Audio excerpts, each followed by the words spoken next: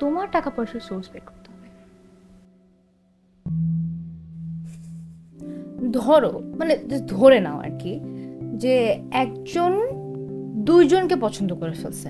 হুম, এখন ওই দুইজনের মধ্যে একজন হচ্ছে খুব অনেস্ট, মানে খুব সৎ, খুব ক্লিন, মানে একদম স্বচ্ছ মনের মানুষ, হ্যাঁ।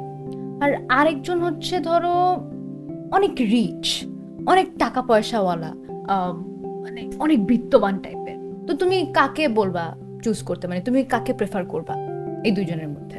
হুম? এটা তো আরো কঠিন প্রশ্ন। তাই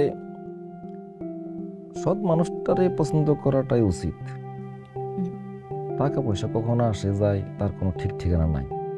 তাছাড়া ধনী ব্যক্তি কেমনে টাকা কামাইছে ওইটা যদি তুই ঘাটাঘাটি না করস তাহলে বুঝবি কেমনে? আরে আমি না তো, মানে ওই তো ধরে নাও। ওইটাই আর কি, কে কিভাবে টাকা পয়সা কামাইছে। যে ধনী না ঘাটলে তো বুঝতে পারবি না সে কেমনে ধনী হয়েছে।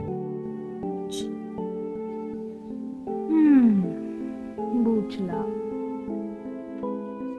কি বুঝলি? বুঝলাম তোমার টাকা পয়সার সোর্স বের করতে হবে। গুড নাইট আব্বু।